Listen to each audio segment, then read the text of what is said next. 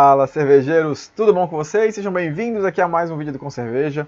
Hoje eu vou responder uma dúvida da Viviane Sena. A Viviane mandou o seguinte: Olá Daniel, minha dúvida é sobre o que define o tempo de fervura, porque em algumas receitas são 60 minutos, outras 75 e outras até 90 minutos. Muito obrigada. Show de bola, Viviane. É o seguinte, basicamente a gente poderia definir a fervura como tendo três objetivos. Tem um quarto, mas os cervejeiros geralmente pensam em três objetivos. O primeiro é a esterilização do mosto.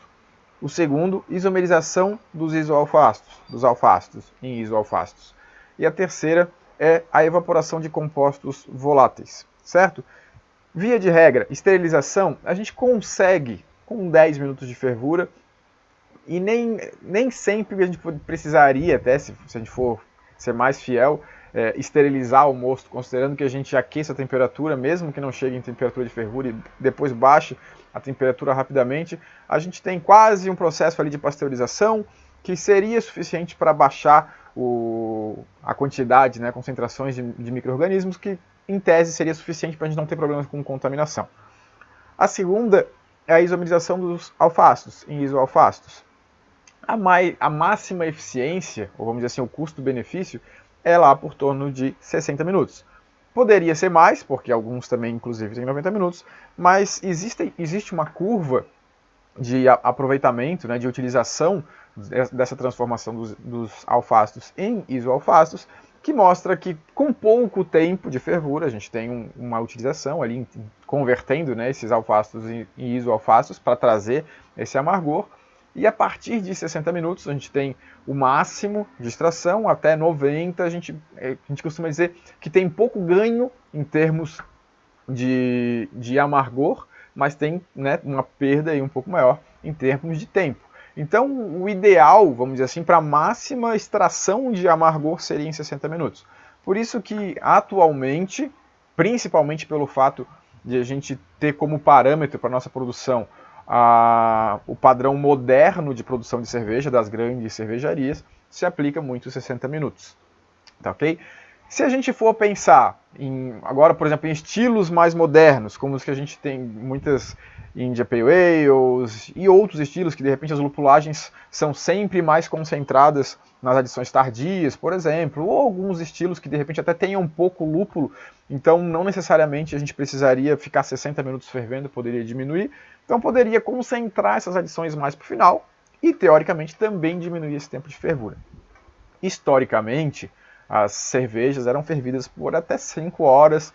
Alguns estilos, por exemplo, se a gente for pegar o resgate histórico de Red Flanders, por exemplo, que é uma cerveja vermelha, quase uma brown, assim, quase marrom, uma cor bem profunda, antigamente, historicamente, eles produziam apenas com malte pale. Era muito tempo de fervura que acabava deixando ela com essa cor mais escura. E aí entra o quarto fator, que é o que eu diria que determina como que a gente deve ou não priorizar mais ou menos tempo. Eu já vou falar sobre isso, que é a questão de, principalmente, né, de compostos de cor e de sabor que vão acontecer com mais tempo de fervura. Mas tem um terceiro ponto que eu falei antes, então a gente viu a questão de isomerização dos alfástos, a gente viu a questão de esterilização do mosto e também tem a questão de evaporação de compostos voláteis. O mais importante em termos de processo de produção é o DMS. Então, a gente precisa, como provavelmente muita gente aqui já ouviu falar, de uma fervura vigorosa e por talvez pelo menos 60 minutos para a gente evaporar bem o DMS e não ter DMS na cerveja. O DMS na cerveja pronta vai dar aquele gosto, o sabor, o aroma principalmente, de milho cozido ou vegetais cozidos. Em altas concentrações, aí pode até parecer uma água de marisco, assim, quando a gente faz teste de off flavors, para algumas pessoas que são mais sensíveis, chega nesse nível bem mais alto. Mas o normal é sentir aquele cheirinho, assim, daquele milho de conserva que a gente abre a latinha e sentir esse cheiro, é esse cheiro que tem na cerveja. Isso é o DMS, o dimetilsulfeto. O que acontece? No malte, é comum ter DMS e durante a fervura esse DMS evapora. Então a gente tendo uma fervura vigorosa, por uns 60 minutos, geralmente é a regra, a gente tende a evaporar bem esses compostos e a gente não apresenta ela na cerveja. Para alguns estilos é aceito, principalmente pelo fato de que o malte Pilsen, por exemplo, ele tem menos DMS que o malte pale. Então Isso já vai estar muito relacionado com questão de estilo e ingredientes que a gente está utilizando, obviamente. Mas olha só a relação. No processo de malteação, a gente tem o malte Pilsen sendo produzido, secado, em temperaturas mais baixas, o que faz com que ele não tenha conversão de precursores de DMS em DMS. No malte pale e todos os outros maltes também, que são torrados com mais intensidades, não necessariamente torrados, né, os secos com mais intensidades, até torrados, caramelizados, enfim, esses que são com mais intensidade que o malte Pilsen, que é a menos intensidade que a gente encontra, eles vão ter DMS. Durante a fervura, o DMS evapora e fica tudo bem. O malte Pilsen não. O malte Pilsen tem precursores de DMS, ele não chega a converter muito DMS. Então, no processo de fervura, no processo de mosturação e fervura, ele acaba convertendo esses precursores em DMS. Esses precursores podem ficar ainda dentro do mosto, e mesmo que a gente ferva, por exemplo, só 60 minutos, no final dessa fervura a gente acaba tendo DMS ainda. Basicamente é isso, por isso que alguns estilos que são básicos, com produção, né, de ingredientes básicos, com muita base de malte Pilsen, acabam até aceitando ter um pouco de DMS, porque é mais difícil de tirar. Mas como que a gente pode contornar isso? Fervendo por mais tempo. Então, se a gente faz fervuras, por exemplo, de 90 minutos, a gente tem menos propensão de ter DMS. Fazer uma fervura mais vigorosa também tem o mesmo efeito. Aí, inclusive, tem uma regra de a gente acompanhar a nossa fervura, ver qual é a taxa de evaporação que a gente está tendo no nosso mosto, para ver se a gente está tendo uma fervura eficiente ou não.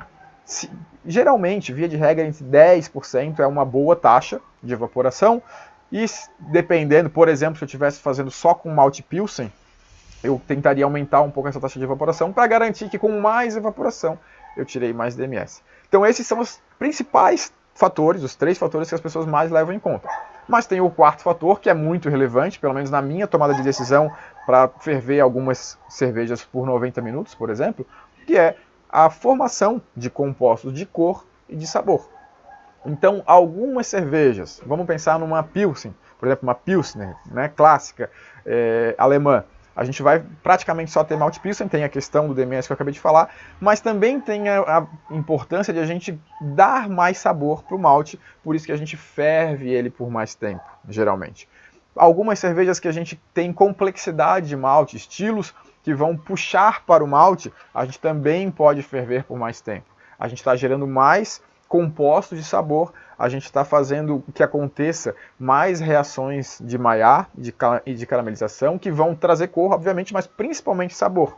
Então, cervejas que eu estou focando no malte, eu posso ferver um pouco mais e com mais intensidade, para que aconteça mais dessas reações e a gente traga mais complexidade, mais cor e mais sabor para o malte que a gente está produzindo. Se a gente não tem esse tipo de interesse, a gente pode ferver menos tempo, até menos do que 60 minutos. Talvez, se vocês pesquisarem, vão ver algumas receitas tentando ferver por menos de 10 minutos, inclusive, de 30 minutos, para conseguir otimizar tempo. Eu costumo dizer, eu faço sempre fervuras de 60 minutos nas clássicas, e cervejas que eu sei que eu quero mais complexidade, eu quero mais cor, eu fervo por 90 minutos. Basicamente essa regra. Aí o 75, no fim das contas, é um meio termo. Ah, não, quero um pouquinho mais, mas não tanto mais, não quero perder tanto tempo, já funciona bem também. Basicamente é isso. E tem um último fator, a gente até posso falar isso num vídeo aqui pra frente, mas se eu não acerto a gravidade, por exemplo, eu posso ferver por mais tempo para evaporar mais, concentrar mais o mosto para acertar a minha OG, por exemplo. Tem outras alternativas em termos de processo. Mas, via de regra, os 60 minutos, 75, 90, é considerando, principalmente, o tipo de cerveja que eu estou fazendo. Algumas características básicas de processo, mas o estilo que eu estou fazendo. Tudo bem, Viviane? Espero que tenha respondido a sua pergunta, espero que tenha gostado. Pessoal, continuem mandem nos comentários que vocês têm. Eu estou olhando os comentários aqui, o que eu consegui, eu vou separando algumas sempre para trazer a resposta para vocês, além de outros conteúdos que eu quero trazer para vocês também nesses próximos vídeos, tá bom? Um abraço e a gente se vê amanhã no próximo vídeo. Valeu!